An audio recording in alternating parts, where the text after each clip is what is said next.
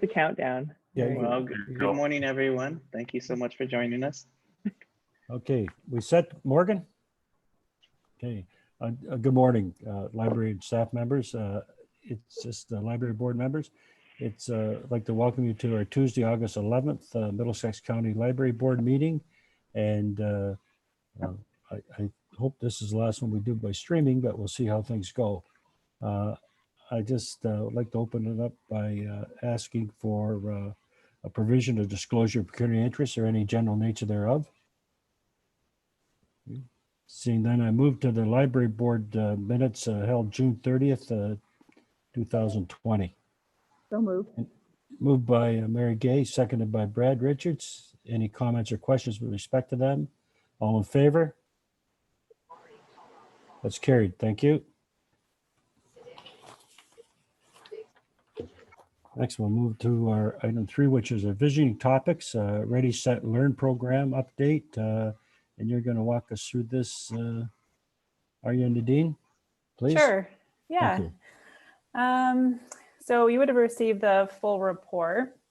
I believe I maybe mentioned this in a previous meeting as well, but we were scheduled to have an in-person program commence in it was April of this year, our first preschool readiness program. So a program designed for children who are entering into JK in the fall of 2020. And then COVID happened. And so the early on team in combination with or collaboration with Shauna, the children and youth librarian, we took a look at the content that we had already developed for the in-person and shifted focus into a virtual program. So behind the scenes, the team developed a number of different components for the program. So we had a series of parent instructional videos. So that was to mimic what we were going to have with the in-person program, was a group of parents, caregivers, working with a facilitator on a number of different parent topics. Topics that focus on various areas of child development to get a child ready for school. So we shifted that to 4 parent instructional videos. So those were done by Allison Beauchamp, the senior early on facilitator.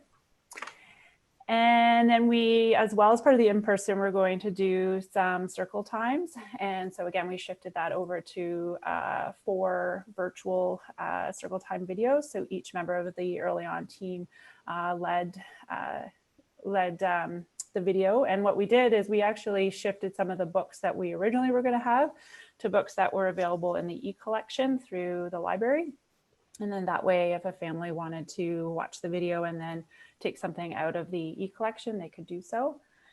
So we did 4 of those. As well, there was going to be, as part of the in-person, some children's activities.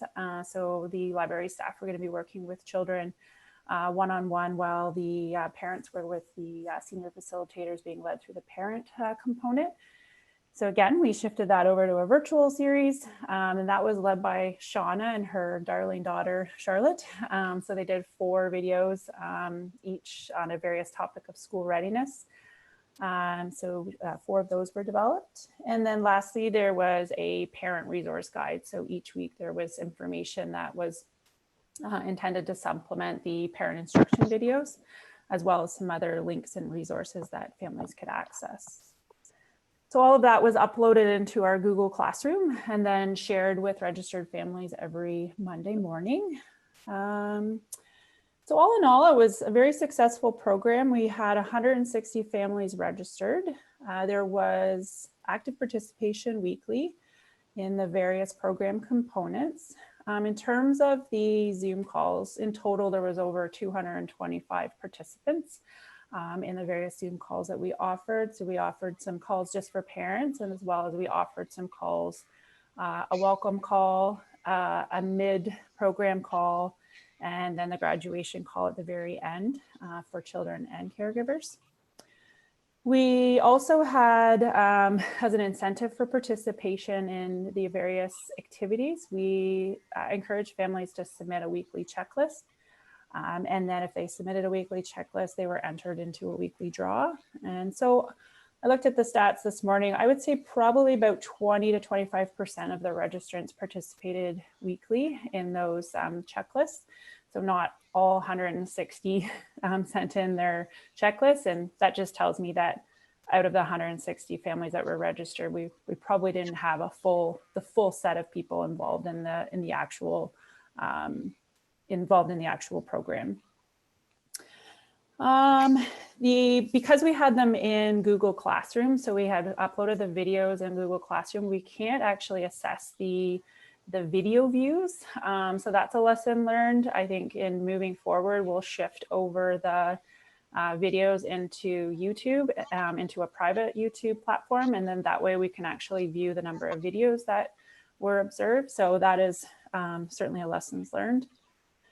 But overall, so at the very end, I mean, throughout the whole program, the amount of feedback we received was so positive. Families just really enjoying the program, very thankful for the opportunity to still have the support amidst the COVID.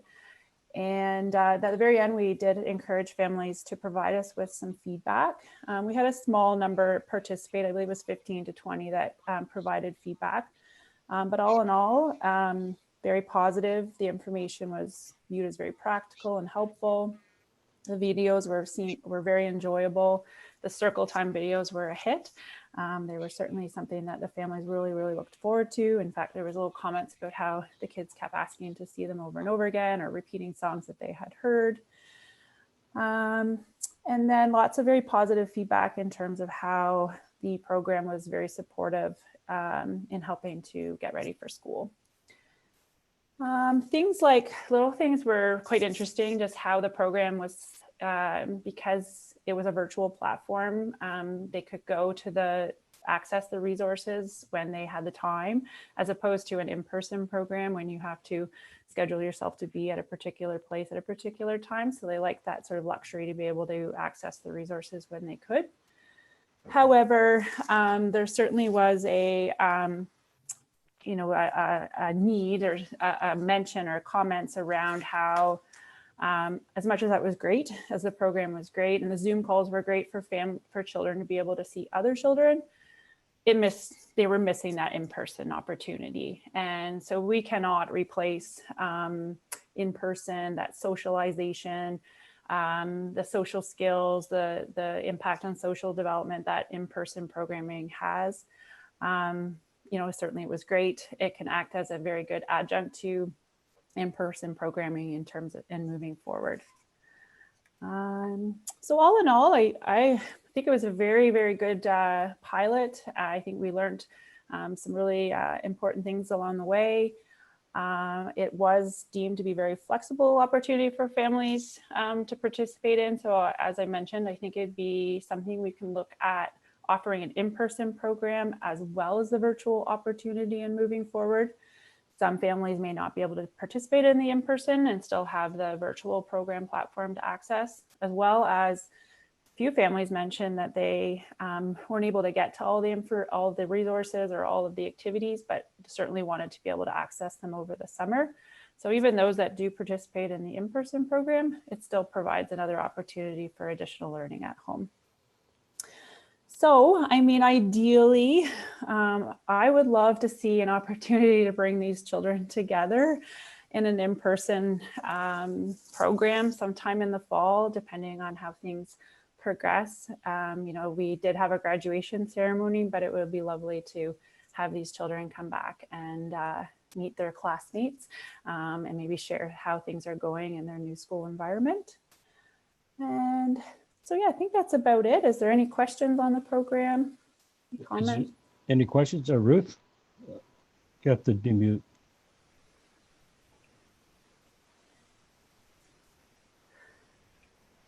Your mute button's on. There we go. There we go. Nadine, is there any thought to making this available, any of it? I don't know what would be appropriate to people who missed it? Yeah, I think that's it is certainly that I think we need to sit down, just the group of us. So Sean and our team and Lindsay, I mean, we went from the Ready, Set, Learn program and dove right into summer learning programs. So I think now we just need to sit back and say, okay, what do we want to do now? Is this something that we want to re-promote? Can we re-promote it as is, or should we do some tweaking? I think the biggest tweaking I would do at this point would be to move it over to the YouTube platform, just so we can take a look at the views, as well as I believe the Google Classroom doesn't show the video in the same quality because it's more of a storage location as opposed to a good location for viewing. So I think you're right. I think it's something we could offer and promote at any point, really. So I think it's just a matter of sitting down and saying, okay, when do we want to do that? Great, thanks. Any other questions then for Nadine? Okay, well, seeing none, then thank you very much for the report and taking us through it. Appreciate that. Thank you. Next, we'll move on. Yep, sorry, go Jim. ahead. Just one note about that. We do have a video to show after the meeting. We can't show it while we're streaming on YouTube, but it's images of the kids in their graduation garb, and it is ridiculously cute. And you should have Kleenex beside you. So that we'll do that afterwards. Okay, Thanks, thank you. Lindsay. Thank you. And next, we'll move on to our library phasing report, and this is a verbal update from Lindsay. Go ahead. Okay, thank you, Jim. So an update on our service level and our staffing and some of the projects that we're working on as well that are ongoing throughout the summer and the fall. So currently we are offering curbside pickup and scheduled appointments at the 5 comprehensive branches and at Komoka. So this is just a bit of a recap. Next week, we are adding service hours at each of those branches. So Dorchester, Glencoe, Komoka, Lucan, and Park Hill will increase to 3 days a week, and Strathroy will increase to 5 days a week, and that includes 2 evenings. So our next step in terms of establishing those service hours will be to add evening hours at the other 5 branches and/or Saturday hours. So I'll be working with the supervisors, identifying what works best for each community. We are hearing, we're getting good traffic in the hours that we are offering, but as we move into the fall, we know that evenings will probably be more convenient for more people as they're returning back to work and school. One of the things that we're working on right now is procedures and messaging around providing printing, copying, and faxing service, either by appointment or a process where people can submit files online and then pick up their prints at the curbside pickup hours. That's one of the big gaps that we've seen is, people not being able to just come in quickly to photocopy or print. So we're working on meeting that need. And we're also looking at how to make the computers and potentially some of the other technology in our maker spaces in Dorchester and Glencoe accessible to the public. So we've had one request so far to access one of the computers in the Dorchester makerspace because it has Adobe Illustrator, a more advanced version of that. So we're working on that. So that will be in our kind of next phase of service is how we open those spaces safely and welcome people in there. In terms of service partners, I'm also working with Cindy on plans for Ontario Work staff so that we can ensure that they have access to their library offices when they need it. And then, just doing some thinking ahead to when client appointments, when that restarts and what those could look like in our spaces. Because we want to make sure that Ontario Work staff feel safe, that their interactions with clients are safe, obviously. And so we've got a few options that we're tossing around. I've also been in contact with a couple other service agencies who used our space prior to the closure. But I haven't had any requests to resume service and resume regular bookings of the offices in our comprehensive libraries, but this may change in September. So just working on some planning about what we can offer.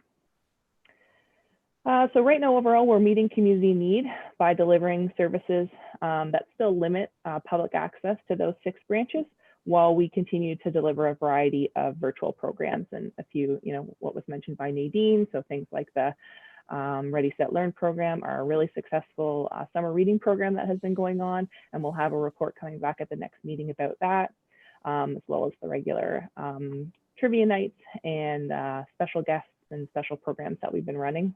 It's been a busy summer for staff for sure. On the staffing side, so full-time staff continue to work at 100% capacity. They're really merging, their virtual responsibilities with more in-branch work. Supervisors are overseeing the health and safety at their branches, which is incredibly important when I can't be everywhere, as well as delivering the curbside and computer services. And then our librarians are leading programming, advising on service delivery, maintaining collections, and also helping with technology planning that can assist with our next phases of reopening. So we're looking at things like new self-checkout software and things like book dispensing machines. And we'll talk more about these ideas as we plan for the rest of the year and next year and go through that budget process. So that's full-time staff. And then this week we have our first round of part-time staff callbacks. So we have 5 part-time supervisors returning this week. They'll take over the weekly checks at their home branches. So they'll spend a few hours in their branch each week, and then they'll have regular shifts at one of the 6 operating branches. And then as well, 7 part-time branch assistants are returning this week to assist with service delivery at their home branches. The second round of callbacks will be on September 8th, and this will add another 6 part-time branch assistants and 1 part-time supervisor to our schedule. So up to this point, part-time staff have been on an infectious disease emergency leave. That's what it's designated as. This leave is required to end 6 weeks after the province lifts the emergency order. So that happened on July 29th. So that official designation will end September 9th. So at that point, the remaining 39 part-time staff, this is 17 student assistants and 22 adult branch assistants, they'll be put on temporary layoff. And I've sent an email to these staff. It went out on Friday, and I've had some communication back and forth explaining this process, and those formal notices will be issued by the end of the month. So that's the process that we're working through right now. The temporary layoff period is 13 weeks. At that point, then we'll move to the next phase, which could involve a permanent layoff process. So as part-time staff return this week and at the beginning of September, we'll be able to increase our programming level, our virtual programming, and we're looking forward to that. And those staff that are returning are looking forward to that as well. So we're looking at library story times, kind of working with the early on staff and managing our schedule so that we're not duplicating programming out there.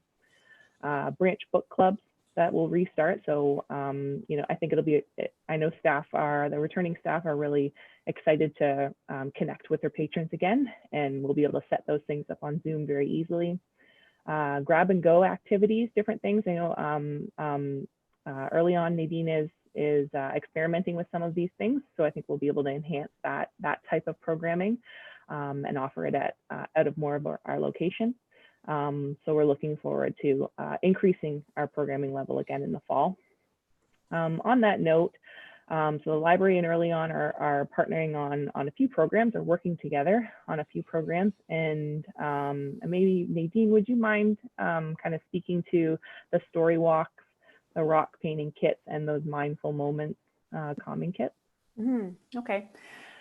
So yes, we've been working very closely with Shauna on 2 projects that are going to be launched this week. So we have 4 story walks that are going to be launched, 1 in Lucan and 1 in Granton.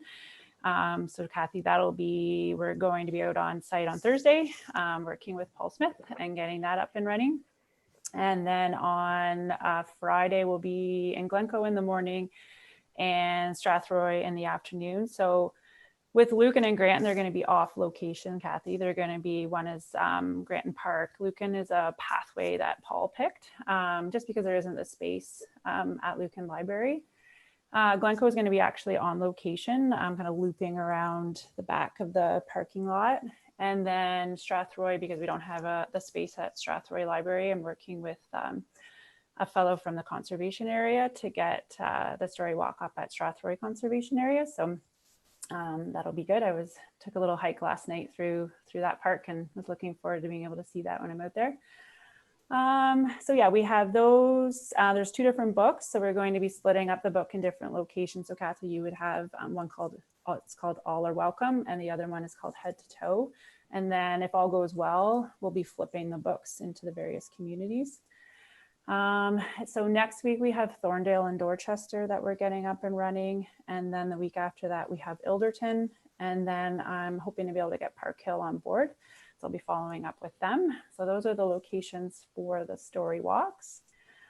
So the idea is just taking a book, and poor Shauna, I'm sure this just broke her heart. She had to I had to help take apart a number of different books, and then we've had them laminated and then they're placed on some coroplast along a path. So we are starting that this week. And then as well, we're doing rock gardens. So the idea is they're called Early On Rocks, Family Rock Garden, and families are encouraged to paint a rock and place it in the garden. And it's just intended to be a sense of belonging, a sense of strength through this whole period that we've been through. And then when we resume in-person programming, we thought about maybe pulling the rocks out of the garden and bringing them back into in-person. We'll look at, or maybe some sort of celebration out front at the various rock garden locations. In Lucan, again, it's going to look a little different. We've kind of reframed it as more of a community rock garden. They're very enthusiastic about getting this up and running in Lucan, which doesn't surprise me. So that's going to be happening over the next 2 weeks. We are also hoping to do some sidewalk painting with some chalk. It's like a chalk paint, I believe, or a washable paint. So depending on how quick we can get these story walks up, we might be doing some of that as well. So that's sort of the story walk, rock garden, sidewalk paint. And then the last project that we have up and running, alongside the rock garden, we are also giving out free do-it-yourself rock garden kits. So we're just finished assembling those yesterday, and we have up to 100 kits that families can get for free. They can pick them up, order them ahead of time, and then pick them up at the various locations where we offer curbside pickup. So that's happening next week. And then we're having a couple of rock painting Zoom parties for kids that want to participate. So that'll be happening next week as well. And then the last project that Lindsay was mentioning is we've launched a new program called Mindful Moments. And part of this Mindful Moments, we've developed a series of videos. I think there's 6 videos in total, and they're all around wearing masks, who's behind the mask, washing your hands, what is physical distancing, what are games I can play with physical distancing. So all kinds of different videos and supports for families, especially as we transition back into childcare and to schools. So those have been promoted to our early on families, and they'll be going up, I believe it's every Friday on Facebook, and loaded up onto our YouTube channel. And then what Lindsay was mentioning is we're also developing, I believe it's 50 calming kits. So each of these calming kits has a various materials in there that are intended to help calm a child. So there's kaleidoscopes, I'm trying to think what else. There's a number of different items in there that each have a purpose in helping to calm a child if they're experiencing some emotions, some anxieties and things like that. So those we're assembling effective. I was just talking with Jenny before I got on this call, effective today. And then those are going to be ready for curbside pickup, not next week, but the week after that. And then we are also doing a number of Zoom calls for caregivers as well to launch those kits. And then we decided to do them kind of mid to late September again, just to see how families are coping with the back to school, back to childcare. I think that's about it. Perfect. Thanks, Nadine. And yes, we can definitely get you a common kit, a common kit to the warden. We'll make sure everyone gets one. We should all be more calm, I think. See what working with me for a year does? This is, Jim, I send you common kits by the 24 every year. Honestly, when I worked with you, if I needed any calmer, I'd be asleep. So I didn't need that. Any questions then for Lindsay? I've got a couple if I could. When we talked about the extended hours, we're going to start shortly. Is that open or is that just extended hours with a curbside? They'll just extended hours with curbside and computers. Yeah. Oh. So No, that's good. I just want to understand that. The yeah. curbside, when somebody sends in a request for a printed material, and if they've got it in the library, what type of time frame is it to get that out to a resident? If it's in the library that they want to pick it up at, Yes. it's ready right away. It's ready, so then they can pick it up at any of the hours. Right now, we are only doing weekly pickups and deliveries between the 6 branches. So there is a delay depending on those Right. deliveries happen either Tuesday or Wednesday. I can't remember now. So it depends on when, the day that you request. It could be a week. So we are going to be moving back to mailing items between branches as well, and we think that will speed things up. So that's part of our next phase to improve that service. Okay, thank you. Is there any questions? Mary Gay? Yes, thank you. Lindsay, if there was someone visiting one of the communities where we happen to have a library open, and they needed to have a private space for an hour or two for a Zoom meeting, would we accommodate that person or not? Yes, we could accommodate them. We have done that. I know just recently. It may be actually scheduled for next week. We got a request from WSIB for someone who needed to, have a teleconference. So it was an easy process just to book one of the offices. So, that's something that we can do, whether it's within the curbside or computer hours. We have that flexibility, and to maintain the safety of those spaces. Yeah. Thank you. So they can get in touch with me directly, or Zoe, and we'd work together on that. Okay, perfect. Thank you very much. Okay. Is there any other questions? Okay, Ruth, go ahead. Lindsay, what are the plans for the libraries that aren't open yet? Thorndale, or Ilse Craig, the smaller ones. What are you looking at? Like sometime in the new year, or do you have a time frame even? Yeah, so that's top of my list of things that I'm going to be working on over the next couple of weeks. Is now that we'll have the staff returning to help with those services, then adding curbside pickup at the 4 enhanced level branches would be one of our next priorities. It would be limited hours compared to the comprehensive branches, but that definitely is a goal to get that service running there. It's we're still in that position of balancing the amount of cleaning time and support that we have for those facilities with the needs of our larger branches as well. But I think that my goal would be to have that happen sometime after Thanksgiving, even to start with just a few hours. We don't want to be at a point where we're rolling these things out and have to roll back. But I think that it would be reasonable to have that happen before the end of the year. Yeah. Okay, thank you. Any other questions then with that report? I still have a few more things to cover. Sorry, Jim. I'm sorry. Yeah. Nope. Well, I don't have a written one here in front of me, so it's hard for me to read your lips. Go ahead. Exactly. Sorry about that. Yes. So just continuing on from Nadine's update about those early on programs. So the province has indicated that early on centers can reopen for programming effective September 1st.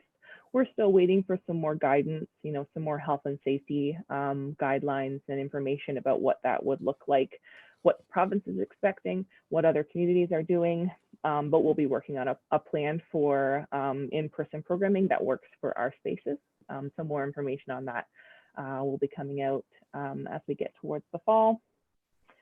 So that's where we're at in terms of service and staffing over the next few weeks. I'll be focusing on how we roll out service to that next level of branches, the enhanced locations. We're also preparing for the community navigator position and services. So we're in the process of filling that position and really looking forward to getting that person working in our communities and in our libraries. And we really think that this position will help ensure that we're meeting those community needs that maybe we're not hearing right now, specifically those relating to homelessness and housing instability. So that we'll be launching that position in September. And then we're also working on the early on building projects. And so we'll be able to bring more information back likely in September as well. So Ilderton should be completed by the end of September. That's the timeline that we've been given. So over the next few weeks, we'll be working on some layout changes on the library side, where they're cutting the door open into the library. We'll need to move some collections and the computers and things like that, and then do some planning about what programming and service delivery could look like there. And then we're working on the plan for the Strathroy renovation, and we should have more information for that at the next meeting. But just as a recap, the plan is to enclose that front programming space and create a combined early on and children's library space. So really merge the two services, which is exciting, and also add a servery and a family washroom. So I'll just wrap up by saying that staff, I'm in constant contact with them. They're feeling safe and supported at our current service level. And we are listening to community feedback to help guide our decisions so that we're meeting as many needs as we can. We aren't hearing about any critical needs that we're not meeting, but we do continue to hear from people who miss the convenience of how things used to be. And that's kind of an ongoing challenge that we have. They miss browsing the shelves and spending time in the library. They miss bringing their family in to play in the children's area. Some miss being able to just drop their kids off at the library. We've gotten those requests over the past few weeks. And our challenge is that these things they just can't happen in libraries right now. And so, I think we're in a process of focusing on what we can do, improving the services that we're delivering right now, retraining people so that when we get to that point, when we open our doors for more access, people are prepared for that experience because it's going to be a much different experience than what they're used to and what they think we'll be able to deliver at this point. And so I think we're just trying to encourage everyone to be patient and understanding as much as possible as we work through this kind of interim phased reopening period. So that's my update, and I'll take any more questions that anyone has. Okay, I can butt in now, Lindsay? So has anybody got any further questions for Lindsay with respect to that report, or where we are and where we're going? Okay, good. Seeing none, then we'll move on to our action items. Mandatory face coverings, a library policy.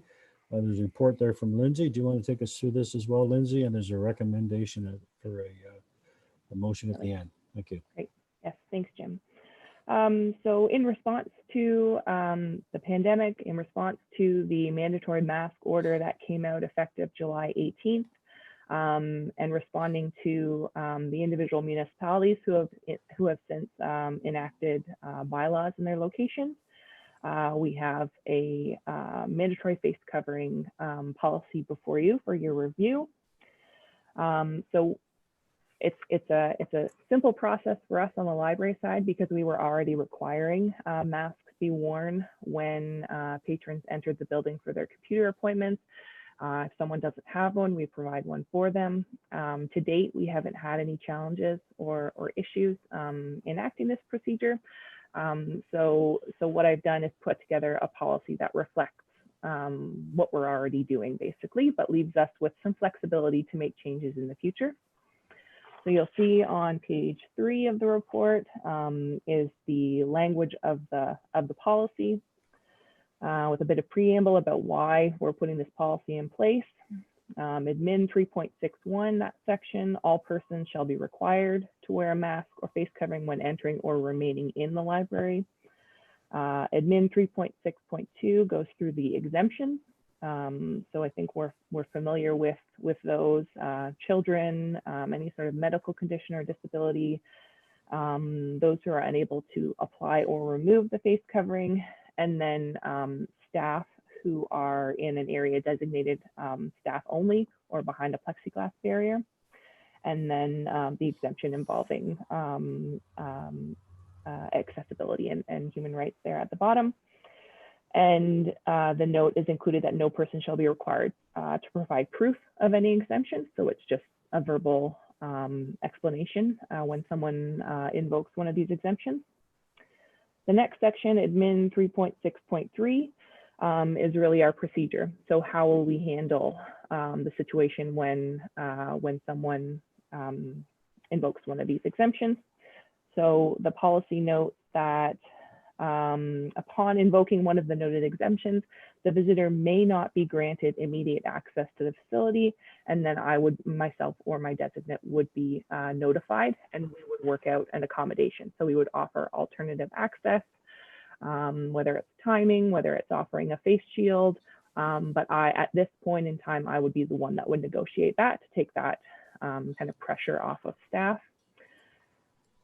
One of the, so you'll note that I did say visitors may not be granted immediate access. So some libraries have taken a policy that is a bit more lenient, where if someone invokes one of these exemptions, they're still allowed to enter the library. Staff politely remind them that a face mask or face covering is required.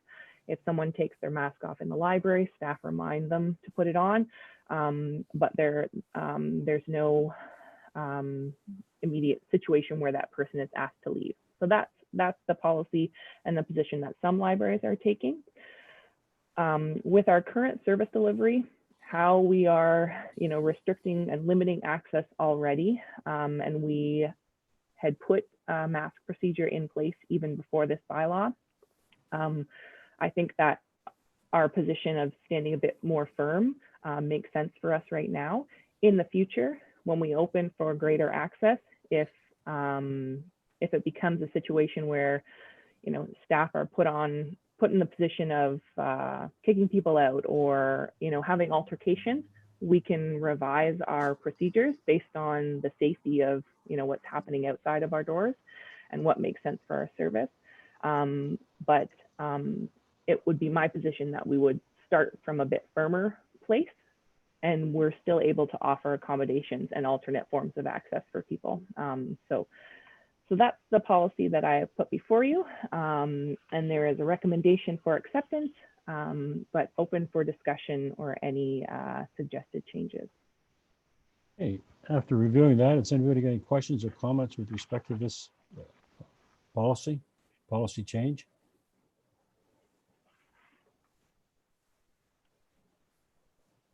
I don't see any. If not, then I look for support of that recommendation. Moved by Kathy Burkhardt, second by Brad Richards. Further comments? All in favor? That's carried. Thank you. I'm going to go through item C, which is correspondence and information items. If you've got any questions, try to catch your hand going up. We'll deal with the system resources, internet usage, July 2020 with 2019 comparative. Any comments on that, Lindsay? No, just that our e-resources and virtual or digital collections are still being well used. Yeah. Okay, thank you. Accounts payable to July 31st, 2020, and totaling $241,902.92. Next is our virtual programming participation, item C3, which is August 11th, virtual program from June to July.